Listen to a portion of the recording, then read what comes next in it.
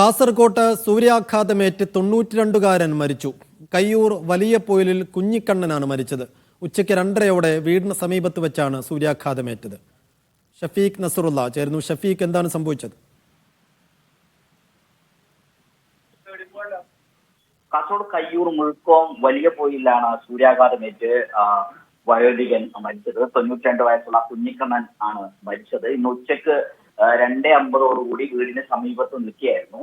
അപ്പോഴാണ് സൂര്യാഘാതമേറ്റത്. ഉടൻ തന്നെ ചെറുവത്തൂരിലെ സ്വകാര്യ ആശുപത്രിയിൽ എത്തിച്ചെങ്കിലും ജീവൻ രക്ഷിക്കാൻ കഴിഞ്ഞില്ല. കാസർഗോഡ് ജില്ലയിൽ കടുത്ത ചൂടും അനുഭവപ്പെടുന്നുണ്ട്. മുൻകരുതൽ എടുക്കണം എന്ന നിർദ്ദേശവും ദുരന്ത നിവാരണ അതോറിറ്റി പുറപ്പെടുവിച്ചിട്ടുണ്ട്. സംസ്ഥാനത്ത് തന്നെ ഉയർന്ന ചൂട് അനുഭവപ്പെടുന്ന ജില്ലകളിൽ ഒന്നാണ് കാസർഗോഡ്. അതുകൊണ്ട് ജാഗ്രതാ നിർദ്ദേശം പുറപ്പെടുവിച്ചു. രാവിലെ 11 മണി മുതൽ 3 മണി വരെ സമയത്ത് നേരിട്ട് ശരീരത്തിൽ കൂടുതൽ സമയം തുടർച്ചയായി സൂര്യപ്രകാശം ഏൽക്കുന്നത് ഒഴിവാക്കണം എന്ന നിർദ്ദേശം നൽകിയിട്ടുണ്ട്.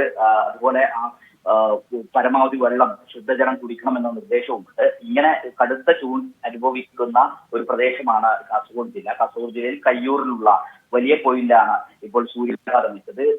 ഉച്ചയ്ക്ക് ശേഷം 2:30 ഇത്തരം ഒരു അപകടം ഉണ്ടായത്. ഉടൻ തന്നെ വയോധികനെ ചെറുവത്തൂരിലുള്ള സ്വകാര്യ ആശുപത്രിയിൽ എത്തിച്ചെങ്കിലും ജീവൻ രക്ഷിക്കാൻ കഴിഞ്ഞില്ല. ശരി ഷഫീഖ്.